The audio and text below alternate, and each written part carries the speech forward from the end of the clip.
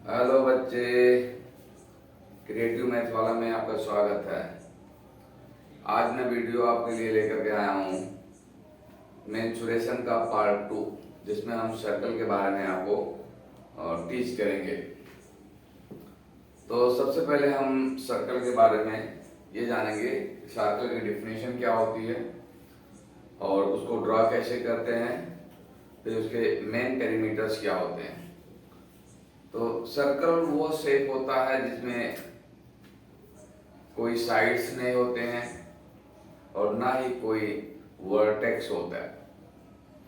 ऐसा शेप जिसमें no side और नो वर्टेक्स हो, तो ऐसे शेप को हम सर्कल कहते हैं। या दूसरा डिफिनेशन इसका ये होता है कि सर्कल किसी एक फिक्स पॉइंट से कोई डिस्टेंस लेकर के ड्रा किया गया शेप सर्कल कहलाता है। जैसे एग्जांपल से दें, किसी एक फिक्स पॉइंट से कोई डिस्टेंस लेकर के अगर उसको मूव करें और जो उसका पाथ बनेगा वो सर्कल कहलाएगा। सर्कल हो गया।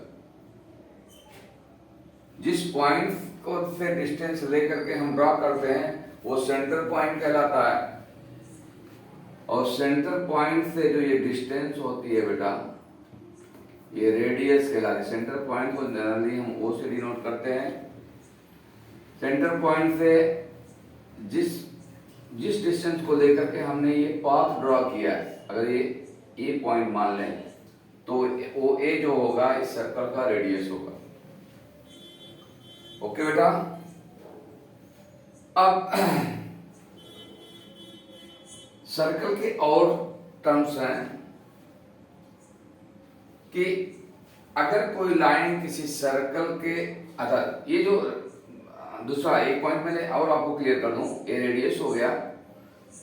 अब इस रेडियस को अगर हम यहां तक बढ़ा दें, दूसरे साइड में इस पाथ को मिला दें, तो ये पूरा लेंथ डायमीटर कहलाता है। ये क्या होता है? रेडियस, जिसको हम आर से डिनोट करते हैं। और ये यहां से लेकर के यहां तक पॉइंट को हम डी से डिनोट करते हैं, जिसको डायमीटर बोलते हैं।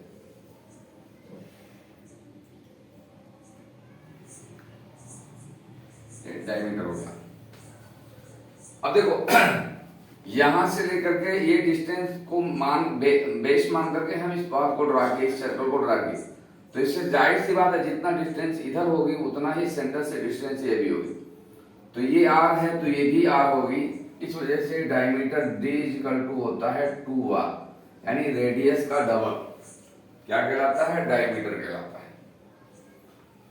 अब चूंकि ये क्लोज शेप है तो इसका एरिया और पेरीमीटर्स भी हमें निकालने होते हैं। तो एरिया ऑफ द सर्कल होता है area of the circle is equal to pi R square, where pi is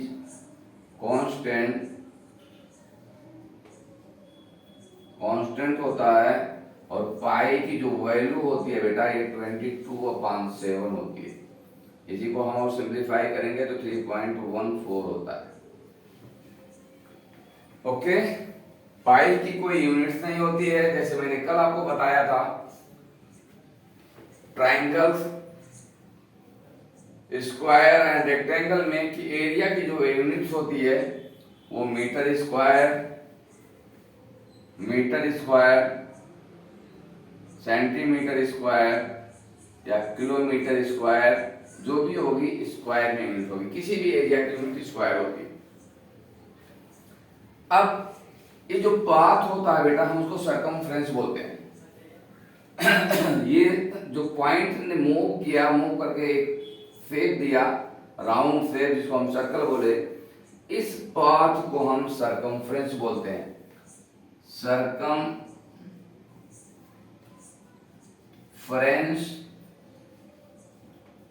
of circle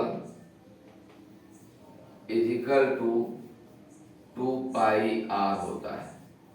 where r is radius, यहां पे भी r क्या है? वेयर r is radius ठीक है, क्योंकि रेडियस कोई लेंथ होगी, एक लेंथ है, इस वजह से इसकी यूनिट क्या होगी, सेंटीमीटर, मिलीमीटर या मीटर या किलोमीटर, स्क्वायर हो सकता है, सॉरी मीटर हो सकता है। तो जो भी सरकमफ्रेंस आएगी उसकी यूनिट क्या होगी, यूनिट सरकमफ्रेंस की होगी बेटा मीटर। अब ऐसे सेंटीमीटर, अगर सेंटीमीटर में आर लिया, मीटर अगर आर लिया और किलोमीटर अगर आर हो गया, एक लेंथ होगी तो इसकी यूनिट से हो सकती है। ओके, अब बात आती है सर्कल के कुछ और प्रॉपर्टी, उसके और सिचुएशन क्या क्या होते हैं। अगर सपोज करो कोई लाइन इस सर्कल को मिटा दिया बेटा, आप सब लोगों को मालूम, आपने नोट कर रहे थे आपने। अब कोई सर्कल, एक लाइन किसी सर्कल को, एक सर्कल है, कोई लाइन अगर इसको किसी दो पॉइंट पे कट करे, जैसे पॉइंट ए और पॉइंट बी पे एक लाइन है जो इस सर्कल को दो पॉइंट पे कट कर रही है, देखो ये लाइन इस तरह से देखें आप इसको, ऐसे ए और बी पॉइंट पे कट कर रही है, तो ये सेगमेंट ऑफ लाइन जो कहलाएगा, ये ए बी क्या कहलाएगा, ए बी को हम बोलेंगे लाइन सेगमेंट,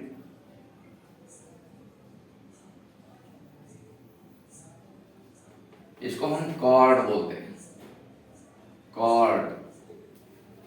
ओके, और जो सरकमफ्रेंस का जो डिस्टेंस होता है, ए वाली डिस्टेंस, ए डिस्टेंस जो होती है, इसको हम आर्क बोलते हैं, distance arc, distance on circumference equal to arc कहलाता है। ओके बेटा, आपके समझ में। अब देखो, अगर मैं बोलूं, अब भाई ये लाइन कहीं पे भी कट सकती है, यहां से पास हो सकती है, यहां से पास हो सकती है, यहां से पास हो सकती है, इधर से भी पास हो सकती है। अगर मैं बोलूं कि इस सर्कल के अंदर सबसे बड़ा लाइन सेगमेंट क्या होगा, तो आपका आंसर क्या होना चाहिए कि सबसे बिगेस्ट लेंथ ऑफ सर्कल की वो होती है जो लाइन उसके सेंटर से पास होती है, यही बिगेस्ट लेंथ होती है। तो सेंटर से पास होने वाली लाइन सेगमेंट ही डायमीटर कहलाती है। Then you can say that the diameter is the biggest segments of line of circle. Okay बेटा, समझ में। तो सबसे बिगेस्ट सेगमेंट लाइन का होता है जो सर्कल के सेंटर से पास होती है, उसी को हम डायमीटर बोलते हैं।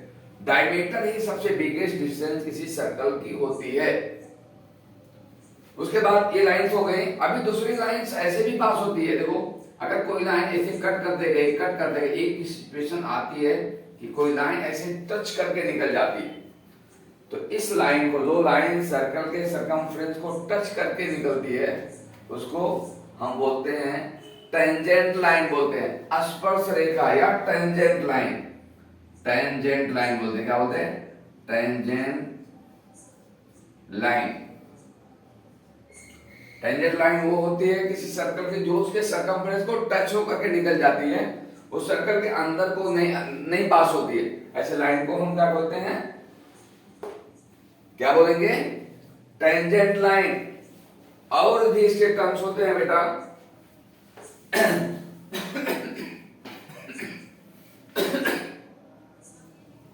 इस सर्कल को अगर मैं किसी लाइन से, किसी कॉर्ड से कट कर रहा हूं, तो ये जो भाग होता है इसको हम सेगमेंट बोलते हैं। इसको क्या बोलेंगे बेटा, सेगमेंट बोलेंगे, सेगमेंट, इसको हम सेगमेंट बोलते हैं। ये एरिया जो होती है किसी कोई कॉर्ड से कट होकर के जो ये पार्ट मिलता है हमें, वो सेगमेंट कहलाता है। Okay,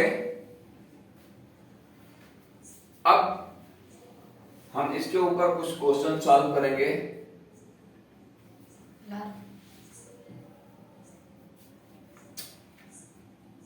time